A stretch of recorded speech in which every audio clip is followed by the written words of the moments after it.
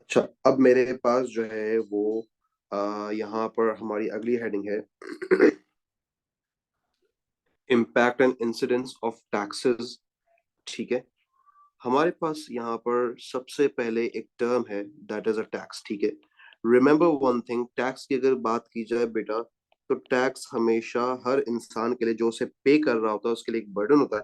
ठीक है, और टैक्सेस रिसीव करती गवर्नमेंट, तो गवर्नमेंट के लिए it is a source of revenue. ठीक है, और यहाँ पर जिस टैक्स की बेसिकली हम लोग बात कर रहे हैं वो है हमारे पास इनडायरेक्ट टैक्स। ठीक है, और इनडायरेक्ट टैक्स की अगर बात की जाए बेटा, तो इनडायरेक्ट टैक्स आपको पता है it is the tax on expenditures और the tax on goods and services. ठीक है, और इसकी हम लोगों ने जो है वो एग्जाम्पल ली थी जनरल सेल्स टैक्स। ठीक है, इसकी हम लोगों ने एग्जाम्पल ले ली थी हमारे पास एड वैलोरम टैक्स। ठीक है, और इसके साथ साथ हम लोगों ने पढ़ा था वैल्यू एडेड टैक्स। ठीक है, ये हमारे पास जो है बेसिकली इनडायरेक्ट टैक्स को हमने इस तरीके से चीजों को अंडरस्टैंड किया था। अब मेरे पास यहाँ पर इनडायरेक्ट टैक्स के अगर इफेक्ट की बात करते हैं, तो इनडायरेक्ट टैक्स से जो है बेसिकली कॉस्ट इंक्रीज होती है। ठीक है, कॉस्ट के इंक्रीज होने से फर्म्स जो हैं अपने लेवल्स ऑफ प्रोडक्शन को रिड्यूस करती हैं, जिसकी वजह से गुड और सर्विस की सप्लाई कम हो जाती है, और जैसे ही सप्लाई कम होती है तो ऑटोमेटिकली गुड की मार्केट में शॉर्टेज अकर हो जाती है। ठीक है, एक चीज ऑब्वियस है कि जब सप्लाई कम होगा तो शॉर्टेज क्रिएट करेगा, और शॉर्टेज की वजह से वो गुड महंगा हो जाता है। ठीक है, हो गया, ये हमारे पास हम लोगों ने इसका बेसिकली इफेक्ट पढ़ा था। तो हमारे पास अब अगली चीज जो है वो है बेसिकली इम्पैक्ट। ठीक है,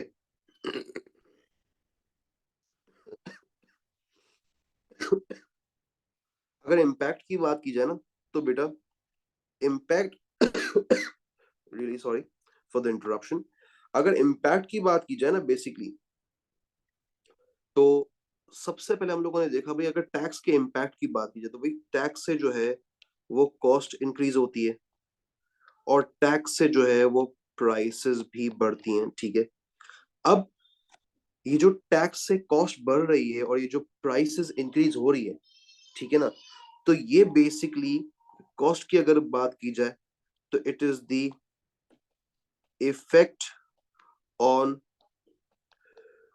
प्रोड्यूसर्स। ठीक है, और अगर मैं बात करूं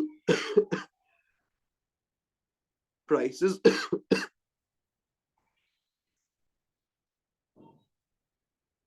प्राइसेस की बात करूं अगर मैं बेटा, तो प्राइसेस के से जो है हमारा बेसिकली इफेक्ट ये निकलेगा प्राइसेस से,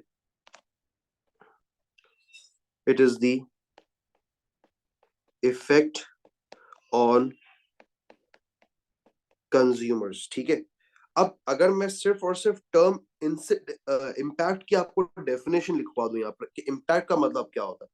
इम्पैक्ट का मतलब होता है it refers to the initial burden of tax, ये होता है इम्पैक्ट का मतलब। ठीक है, अब इनिशियल बर्डन टैक्स का जो है वो ऑब्वियस है कि सबसे पहले जो बर्डन आएगा वो एक प्रोड्यूसर पे बर्डन आएगा। ठीक है ना, और उसकी वजह से उसके ऊपर इम्पैक्ट ये पड़ता है कि उसकी जो कॉस्ट है वो इंक्रीज हो जाती है। ठीक है, अब जब तक वो आगे बर्डन पास ऑन नहीं करेगा तब तक चीजें बदलेंगी नहीं। अब अगर हम लोग बात करें यहाँ पर बेटा, इंसिडेंस को मैं रेड से मार्क कर रहा हूँ और उसकी डेफिनेशन भी रेड से लिखूंगा ताकि आपको चीज अंडरस्टैंड हो। ठीक है, अगर इंसिडेंस की बात करें तो इंसिडेंस में हम लिखेंगे it refers to the ultimate burden of tax, यानी at the end of the day कौन जो है वो सबसे ज्यादा बर्डन बेयर कर रहा होगा उसे कहेंगे इंसिडेंस ऑफ टैक्स, ठीक है।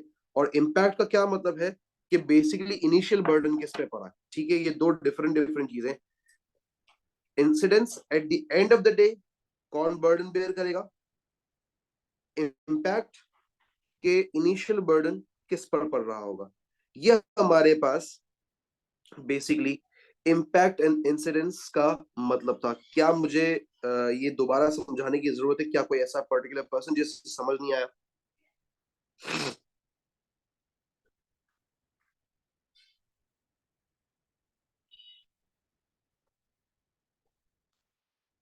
चले फिर आगे बढ़ते हैं, अगर किसी को कोई प्रॉब्लम नहीं है तो। बेटा अगर प्रॉब्लम हो तो बेटा मुझे आप व्हाट्सएप कर दें, मैं अपना मोबाइल फोन यहाँ पर खोल कर रख रहा हूँ, ठीक है ना, ताकि कोई प्रॉब्लम ना हो, आ जाए। अब हम आगे बढ़ते हैं।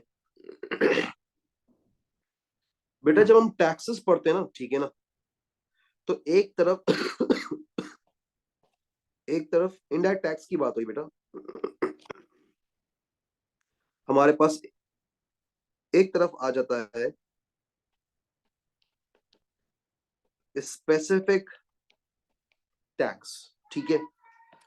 अगर स्पेसिफिक टैक्स की बात करें तो इसका मतलब ये होता है कि हम लोगों ने जो है वो बेसिकली स्पेसिफाई कर दिया कि $1 टैक्स ऑन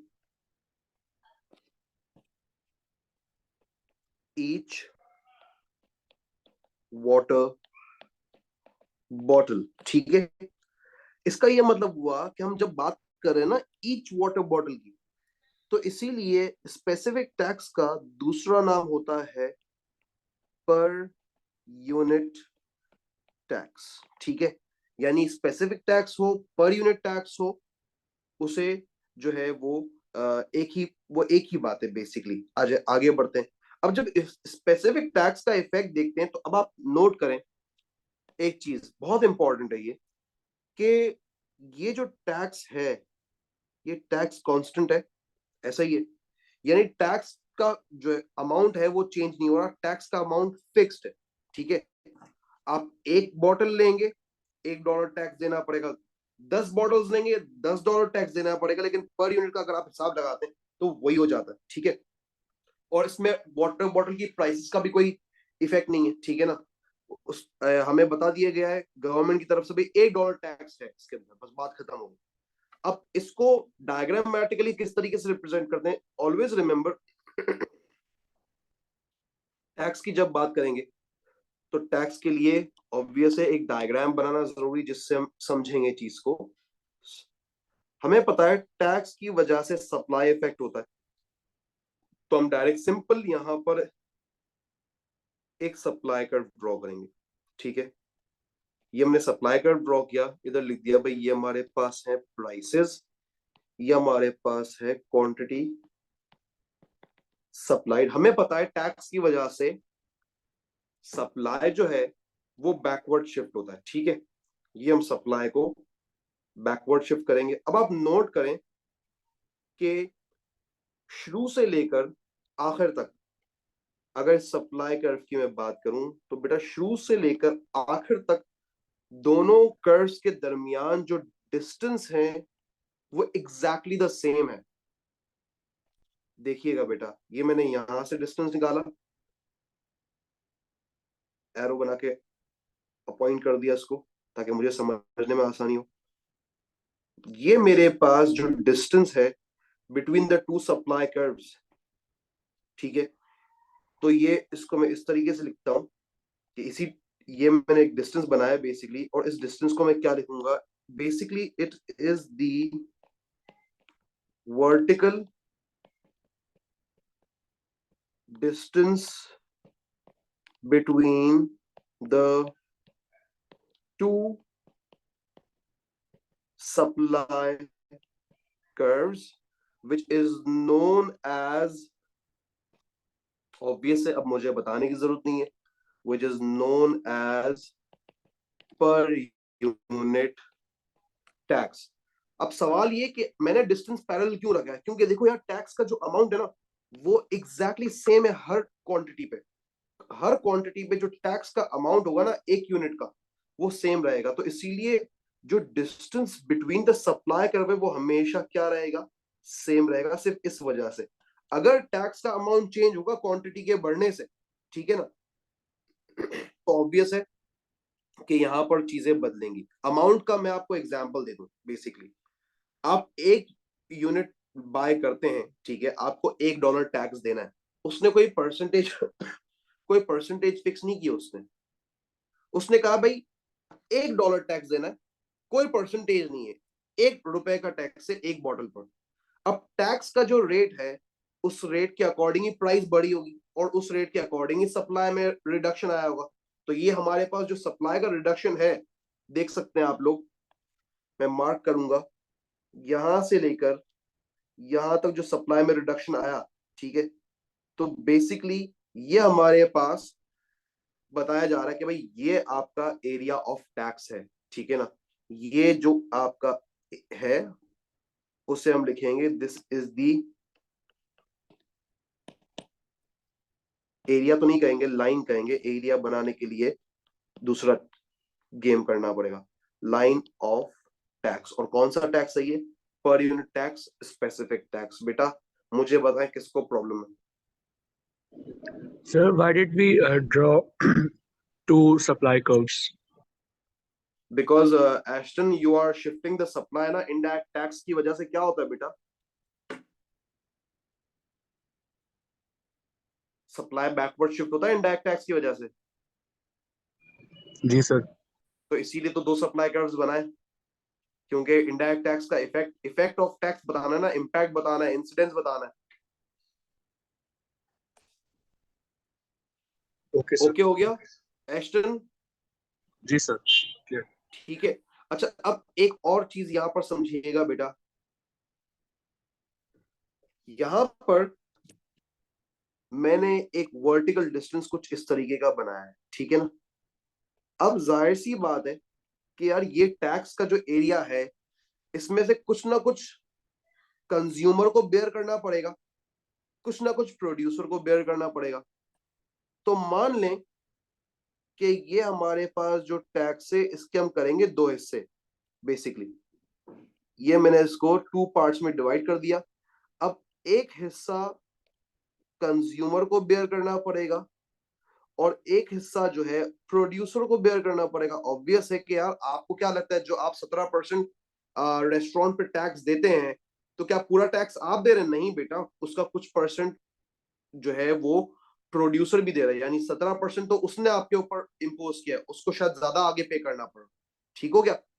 अब हमें ये देखना है कि कौन सा एरिया कंज्यूमर का होगा, कौन सा एरिया प्रोड्यूसर का होगा, उसको हम आगे जाकर देखेंगे। और हमें से बेसिकली लिखेंगे कंज्यूमर बर्डन, प्रोड्यूसर बर्डन, ठीक है। आई एम सॉरी, मुझे यहाँ बर्डन लिखना था। इस बात को अंडरस्टैंड करिएगा, ठीक है। कुछ एरिया जो है वो कंज्यूमर का होगा, कुछ एरिया प्रोड्यूसर का होगा, और उसको हम एक प्रॉपर डायग्राम बना के भी अंडरस्टैंड करने की कोशिश करेंगे। Note one thing, note one thing, कि अगर इनडायरेक्ट टैक्स लगता है तो उससे प्राइसेस जो है वो बढ़ती हैं, और प्राइसेस के बढ़ने से कंज्यूमर सरप्लस के साथ क्या होता है बताएं मुझे, बोले बेटा।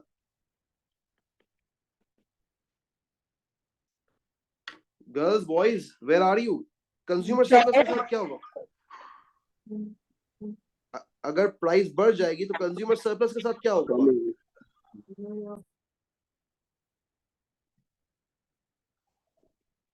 कंज्यूमर सरप्लस जो है वो कम हो जाएगा, क्योंकि ऑब्वियस है ज्यादा प्राइस पे करनी पड़ रही है।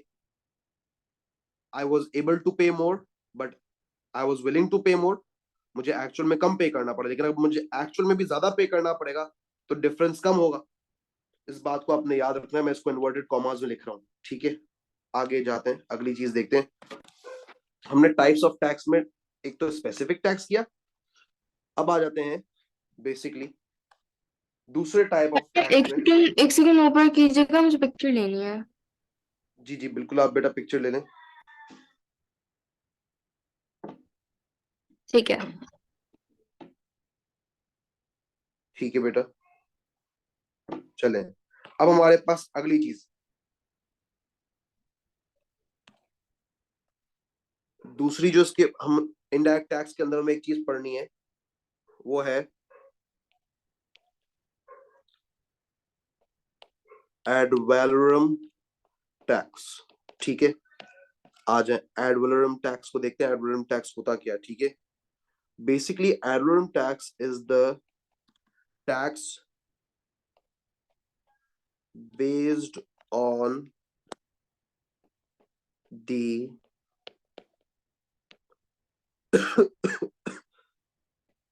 assessed value of an item such as real estate or personal property। Simple, ठीक है, समझाता हूं मैं। बेसिकली अगर आप एड वैलोरम टैक्स की बात करते हैं 2019, ठीक है, 2019 की अगर मैं बात करूं, ठीक है, तो मेरे, बल्कि मैं अगर 2017 की बात करता हूँ, 17, ठीक है, तो मेरे घर की वैल्यू थी 1.65 CR। ठीक है, ये मेरे घर की वैल्यू थी। ठीक है, ये, अब इस घर की जो वैल्यू है ना, एड वैलोरम टैक्स 2017 में मान ले गवर्नमेंट ने कहा 10% है। ठीक है, तो वो उसके हिसाब से लगेगा, बेसिकली 1,50,65,000। ठीक है, ये इसका जो है वो 16,50,000 रुपए, इसका 10% हो गया। ठीक है, 1,65,000 इसका 1% होगा, और 16,50,000 रुपए इसका 10% टैक्स हो गया। ठीक है, अच्छा, अब 2017 में कितना इसका टैक्स बन रहा है? 16.5 लाख हमारा टैक्स बन रहा है ना। ठीक है, अब आ गए हम लोग 2023 में। 2023 में इसकी वैल्यू है 3.3 CR। गवर्नमेंट ने अभी भी यही बोला 10%, लेकिन अब ये 10% जो है, ये वाला कैरी फॉरवर्ड नहीं होगा। रिमेंबर दैट, बेसिकली सिर्फ जो 10% है वो कैरी फॉरवर्ड होगा। और अभी आपको क्या बताया, tax based on the assessed value of an item. उस वक्त की जो करंट वैल्यू होगी, और जो उस वक्त वैल्यू चल रही होगी, उसके हिसाब से टैक्स चार्ज होगा। तो इसका ये मतलब हो गया कि हमारा टैक्स जो है वो 33.5 लाख अब हो गया। बात समझ आई या नहीं समझ आई? बताएं किसको नहीं समझ आया।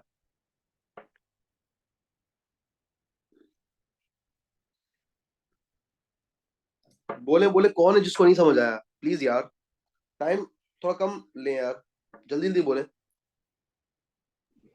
सर क्लियर है। ओके, क्लियर है। ओके बेटा, ओके। ये होता है बेसिकली एड वैलोरम टैक्स। ठीक है, अब एड वैलोरम टैक्स को डायग्रामेटिकली समझते हैं, नोट कीजिएगा बेटा।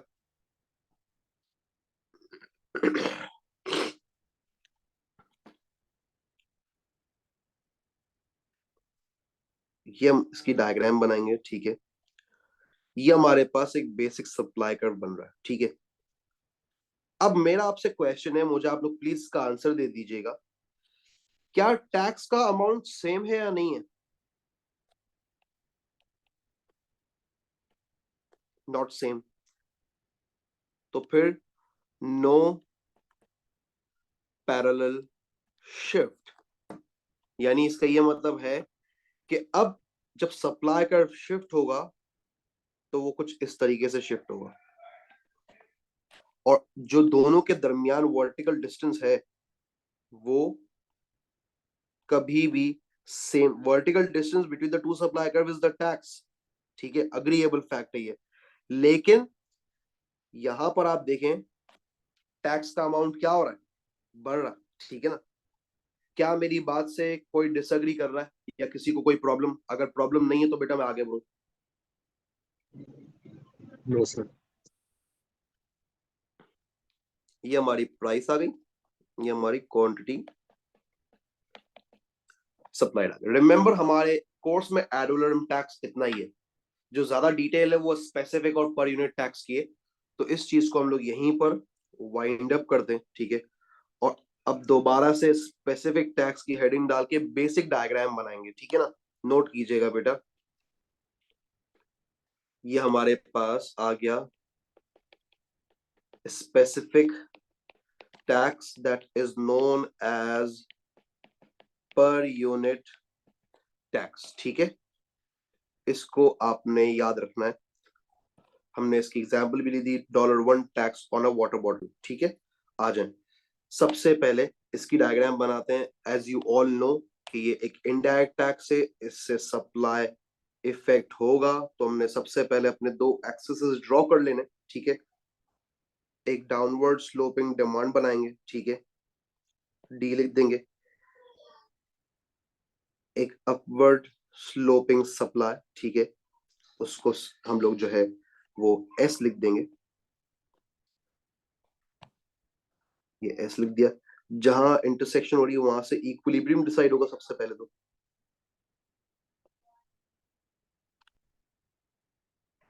ये हमारा इक्विलिब्रियम डिसाइड हो गया, that is mentioned with equilibrium price, equilibrium point and equilibrium quantity, ठीक है। ये आ गया क्यूटी, ये आ जाएगा प्राइस, ये आ जाएगा क्वांटिटी ट्रेडेड। बेटा नोट कीजिएगा, नोट कीजिएगा, ठीक है ना। सुकून से डायग्राम को देखिएगा।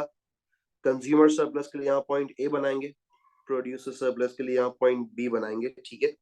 और यहां पर अब हेडिंग डाल देंगे की ऑफ द डायग्राम। अब की देखिएगा किस तरीके से चलती है आपकी। सबसे पहले total revenue is equals to price multiply by quantity. Total revenue is equals to OPEQT, ठीक है। गैप छोड़ेंगे क्योंकि हमें अगला टोटल रेवेन्यू भी बताना होगा, क्योंकि अभी हमने इफेक्ट दिखाया नहीं ना सब इनडायरेक्ट टैक्स का। इसके बाद आते हैं कंज्यूमर सरप्लस पे। कंज्यूमर सरप्लस है PAE। गैप छोड़ेंगे क्योंकि दूसरा कंज्यूमर सरप्लस भी हमें बताना होगा।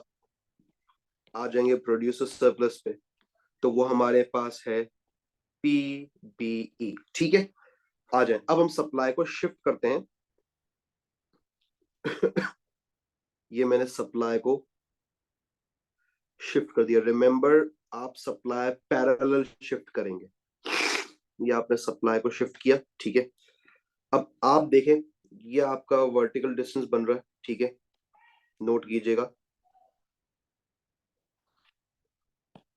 आपका बेसिकली ये रहा vertical distance between the two supply curves, और यहां पर भी vertical distance between the two supply curves है। लेकिन मुझे इससे कोई इफेक्ट तो नहीं मिल रहा, क्योंकि मैंने भी आपको थोड़ी देर पहले पढ़ाया कि हमारे पास जो है वो कॉस्ट और प्राइस बढ़नी चाहिए, ऐसा ही है। तो अब हम कहा वर्टिकल डिस्टेंस बनाएंगे, नोट कीजिएगा। सबसे पहले मैं अपना नया इक्विलिब्रियम बनाऊंगा। मेरा नया इक्विलिब्रियम जो है वो बन रहा है यहां पर, दैट इज E1। उसके अकॉर्डिंग ये मेरे पास जो है वो प्राइस डिटरमाइन हो गई, ठीक है।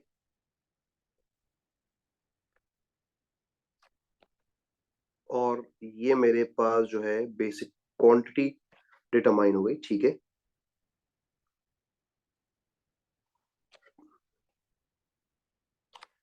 लाइंस बिल्कुल स्ट्रेट होना जरूरी है, वरना चीजें समझ नहीं आएंगी, ना आपको ना मुझे। ये आ गई क्वांटिटी ट्रेडेड 1, ठीक है। अब देखें बेटा, कैसे पता चलेगा कि वर्टिकल डिस्टेंस का एरिया कौन सा हमें चूज करना है। बेटा इफेक्ट कहां दिखाई दे रहा है?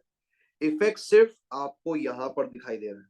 ये वाले वर्टिकल डिस्टेंस की अगर बात की जाए दो सप्लाई कर्व्स के दरमियान, जहां से नया इक्विलिब्रियम डिराइव हो रहा है, उससे पता चल रहा है कि प्राइस बढ़ रही है। तो बेटा आप देखिएगा, मेरी चीज को समझिएगा गौर से।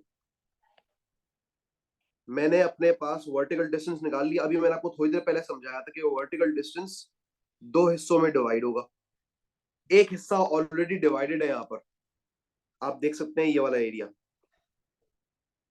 ये ऑलरेडी डिवाइडेड है, इसको मैं फिलहाल रिमूव कर देता हूँ शेड को। ये ऑलरेडी डिवाइडेड था, दूसरा डिवीजन मैं खुद करूंगा इस तरीके से। ये मैंने खुद ने कर लिया डिवीजन, ठीक है। अब आप नोट करें एक चीज बहुत गौर से कि आपके पास यहां पर पूरा एक बॉक्स बन रहा है, ठीक है।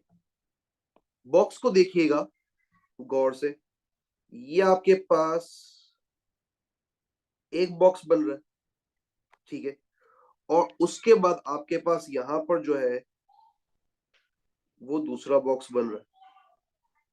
मुझे कैसे पता चलेगा कि कंज्यूमर का बर्डन कौन सा है और प्रोड्यूसर का बर्डन कौन सा है? तो बेटा मैं ये देखूंगा कि प्राइस जो बढ़ी है उसकी वजह से कंज्यूमर सरप्लस कम होता है।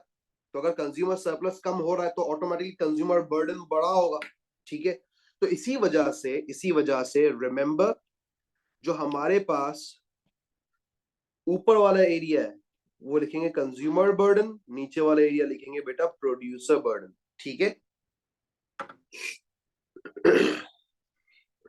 मुझे बताएं अब किसको प्रॉब्लम है। बस मुझे 2 मिनट दें, पहले मैं आपको की कंप्लीट करके देता हूं, फिर मैं आपकी प्रॉब्लम्स को सॉल्व करता हूं, ठीक है। यहां आपके पास एक पॉइंट सी बन रहा है, ठीक है। आ जाए, अब मैं एग्जामिनर को बताऊंगा भाई हमारा टोटल रेवेन्यू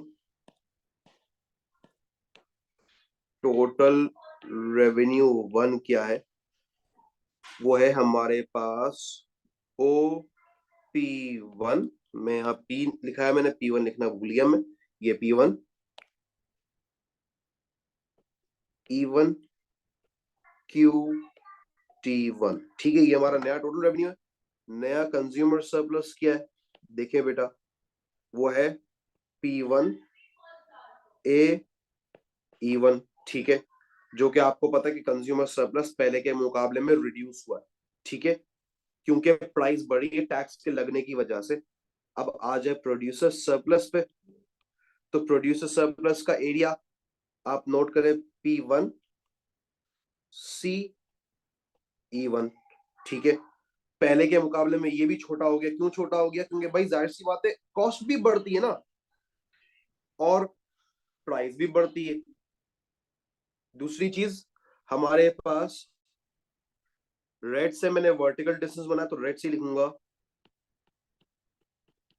वर्टिकल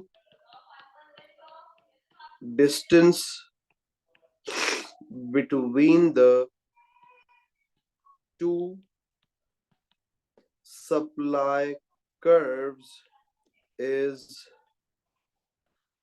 पर यूनिट टैक्स। अब बताएं बेटा कौन है जिसे प्रॉब्लम है? प्लीज रेज योर हैंड और you can directly connect with me, no worries.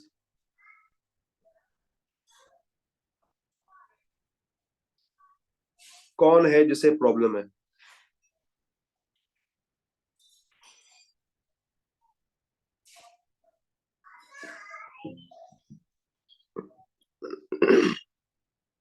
मैं आपकी क्वेरीज का वेट कर रहा हूं, प्लीज मुझे बताएं कौन है जिसे प्रॉब्लम है।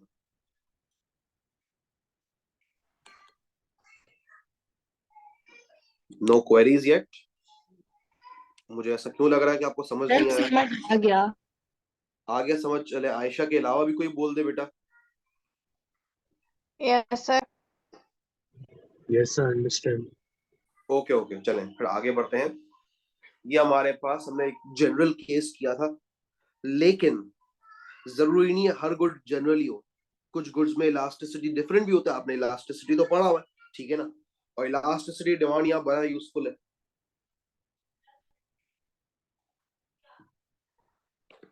आ जाए, अब हम आ जाते हैं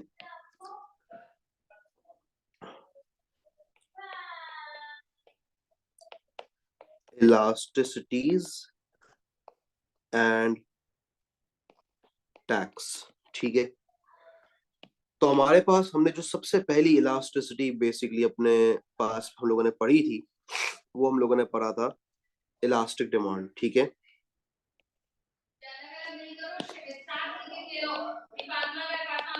इलास्टिक डिमांड, ठीक है। अगर बेटा मैं इलास्टिक डिमांड की बात करूं तो आपको पता है इसकी डेफिनेशन क्या होती है।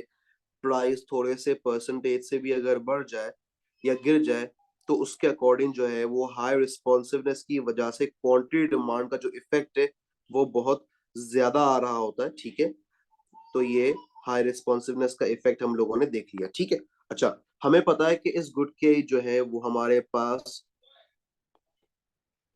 हाई सब्स्टिट्यूट्स होते हैं। ठीक है, और कस्टमर इजीली स्विच कर सकता है जिसकी वजह से हाई रिस्पॉन्सिवनेस है। ठीक है, अब हम लोग यहाँ पर जो है ना पहले एक एग्जाम्पल लेते हैं। एग्जाम्पल है हमारे पास कप, जो चाय के कप्स होते हैं। ठीक है, अगर कप्स की बात की जाए, ठीक है, तो इनिशियली कप्स की जो हमारे पास प्राइसेस हैं वो हैं $8। ठीक है, अब इसके बाद गवर्नमेंट ने कहा भाई मैं इसके ऊपर जो है वो टैक्स लगा रहा हूँ, वो है $2।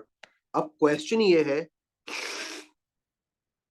कि इसकी प्राइस क्या होगी। इसकी प्राइस अभी तो हमें पता नहीं है। ठीक है ना, बाजार हमें ये दिख रहा है $2 ऐड होंगे और इसकी प्राइस $10 हो जाएगी, लेकिन बेटा ऐसा नहीं होता। ठीक है ना, ऐसा इसलिए नहीं होता कि यार आ, अगर प्राइस $10 हो जाएगी तो इसका मतलब सारा बर्डन जो है वो चला गया कंज्यूमर्स पर। ठीक है,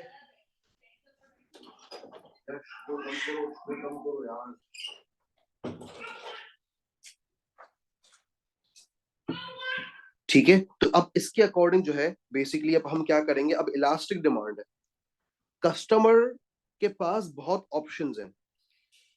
थोड़ी सी प्राइस बढ़ेगी ना, देखो प्राइस बढ़ाए बगैर तो हल नहीं, क्योंकि टैक्स लग गया, तो क्वांटिटी बहुत ज्यादा परसेंटेज से गिरेगी। ठीक है ना, तो वो कोशिश यही करेगा कि मैं थोड़ा ही बर्डन डालूं कंज्यूमर पे। तो इसीलिए इस केस में हमारे पास जो है, अब आप देखिएगा डिविजन ऑफ बर्डन किस तरह होता है। एक तरफ हमारे पास कंज्यूमर बर्डन, एक तरफ हमारे पास प्रोड्यूसर बर्डन।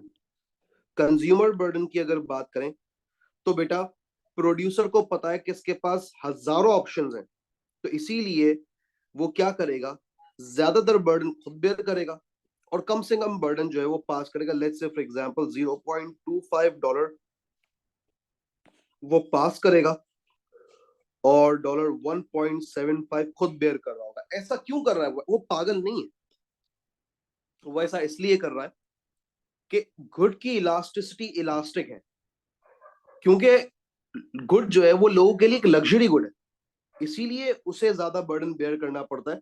तो मैं यहां लिख देता हूं, due to high responsiveness and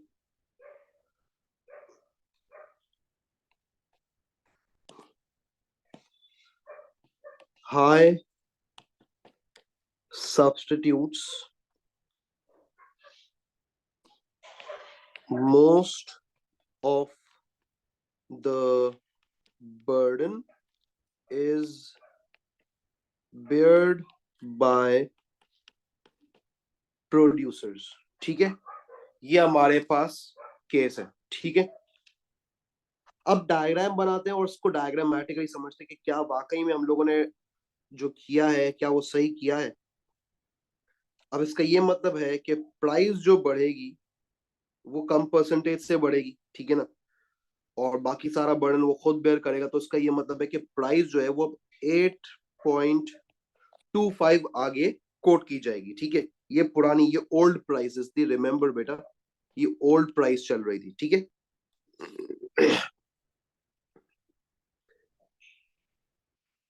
इस प्राइसेस में बेसिकली इसका एक कॉस्ट शामिल है। ठीक है, मैं कॉस्ट नहीं लिख रहा यहाँ पर, आप एट को अगर कॉस्ट भी समझें तो भी कोई इश्यू नहीं है।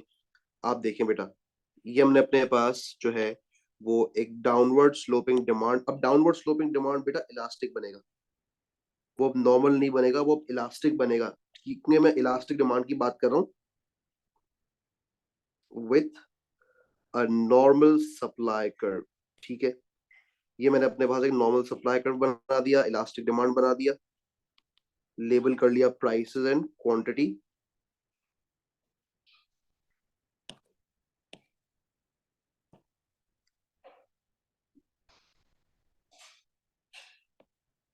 लेबल कर लेंगे Sir, जी बेटा।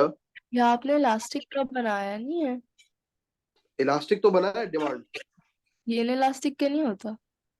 इन इलास्टिक का ऐसा होता है, देखो इन इलास्टिक का डिमांड ऐसा होता है, ठीक रफली है। बनाया है मैंने। ठीक है। अब आपके पास जो है वो एक यहाँ पे प्राइस डिसाइड हो रही है, ठीक है, नोट कीजिएगा।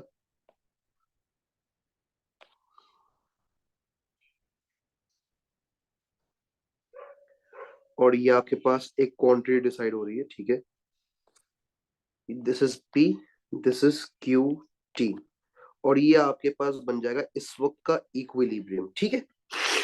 अब हमारे पास यहाँ पर हमें ये पॉइंट ए बना लिया हम लोगों ने, ये पॉइंट बी बना लिया, इसको ओरिजिन का नाम दे दिया, साथ साथ की भी बनाएंगे, ठीक है। ये मैंने की ऑफ द डायग्राम की हेडिंग डाली। सबसे पहले total revenue is equals to O P E Q T, ठीक है। ये मेरा टोटल रेवेन्यू का एरिया था, ठीक है। उसके बाद मैं गैप छोड़ूंगा, ठीक है। Consumer surplus P A E, ठीक है। Producer surplus P B E. अब आप देखें, नोट करें किसका सरप्लस ज्यादा है, प्रोड्यूसर का ज्यादा है, कंज्यूमर का कम है। तो जब कंज्यूमर का सरप्लस कम है ना, तो उसको बर्डन भी कम बेयर करना पड़ेगा। और जब प्रोड्यूसर का सरप्लस ज्यादा है तो उसे बर्डन भी ज्यादा बेयर करना पड़ेगा। इस चीज को भी मैं यहां लिख देता हूं। The higher the surplus, the higher will be tax burden। और दूसरी चीज, ये एक चीज लिख दी मैंने, दूसरी चीज the lower the surplus, the lower will be tax burden। इस चीज को आपने याद रखना है, ठीक है। अब हम सप्लाई को शिफ्ट करते हैं, ठीक है। जिस तरह यहां सप्लाई को शिफ्ट किया था, यहां पर भी सप्लाई को शिफ्ट करेंगे। नोट कीजिएगा बेटा, ये मैंने सप्लाई को शिफ्ट कर दिया है। आप देख सकते हैं कि ये मेरे पास सप्लाई जो है वो पैरेलल शिफ्ट हो रहा है, ठीक है। मैंने याद दिया S1। आप देख सकते हो मेरा जो नया इक्विलिब्रियम है वो बन रहा है यहाँ पर E1। उसके अकॉर्डिंग जो प्राइस डिसाइड हो रही है वो ये डिसाइड हो रही है, दैट इज P1, ठीक है। बहुत कम परसेंटेज से बढ़ रही है क्योंकि इलास्टिक डिमांड है। और ये मेरे पास क्वांटिटी डिसाइड हो रही है, ठीक है, दैट इज QT1, ठीक है, QT1। यहां तक किसी को कोई इशू है? इशू है तो बोले बेटा। अब मैं अपने पास vertical distance between the two supply curve, that is per unit tax, वही वाला पर यूनिट टैक्स चूज करेंगे जिससे बेसिक इफेक्ट डिराइव हो रहा है। अब आप देख लें, मैंने ये एक एरिया मेरा ऑलरेडी बना हुआ था, दूसरा एरिया मैंने बनाया है, ठीक है। अब देख लें किसका टैक्स का बर्डन ज्यादा है। आपके सामने पूरी चीजें मैं आपको यहाँ हाईलाइट करके देता हूँ, ठीक है। ये आपके पास बेसिकली आप नोट कर सकते हैं, ये वाला एरिया आपका बन रहा है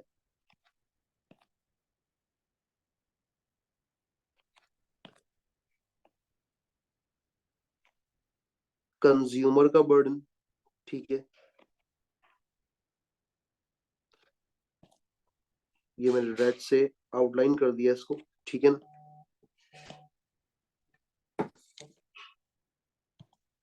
आई एम सॉरी बेटा फॉर द डिस्टर्बेंस।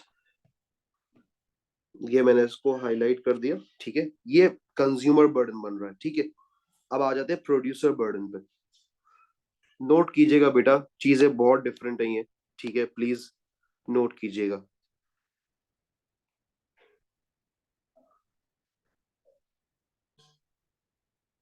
ये मेरे पास बेसिकली प्रोड्यूसर बर्डन आ गया। तो आप देख सकते हैं किसका बर्डन ज्यादा है, किसका बर्डन कम है, आप मेंशन कर देंगे, एग्जामिनर को बता देंगे ये मेरा कंज्यूमर बर्डन है और ये मेरा प्रोड्यूसर बर्डन है। और ये बात प्रूव भी हो गई कि लास्ट के केस में किसका बर्डन ज्यादा है, किसका बर्डन कम है, ठीक है। बोले बेटा।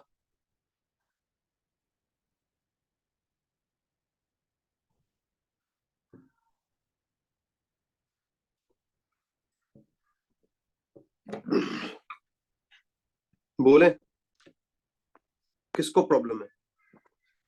की ऑफ द डायग्राम लिख लेंगे। की ऑफ द डायग्राम हमारे पास क्या है, सबसे पहले टोटल रेवेन्यू। डिफरेंट कलर्स लिखेंगे ताकि चीज आइडेंटिफाई हो सके।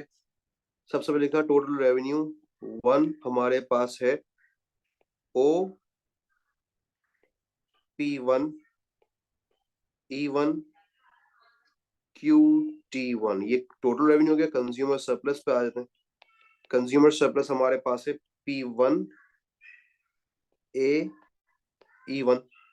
प्रोड्यूसर सरप्लस पे आ जाते हैं। प्रोड्यूसर सरप्लस हमारे पास, या एरिया का नाम, उस पॉइंट को C नाम दे देंगे, ठीक है, ये इस तरीके से। और लिख देंगे भाई हमारे पास प्रोड्यूसर सरप्लस है P1 E1 एंड C। बोले बेटा कौन है जिससे प्रॉब्लम है। No, sir. No. Ayesha, Anusha, Kamran और एस्टन।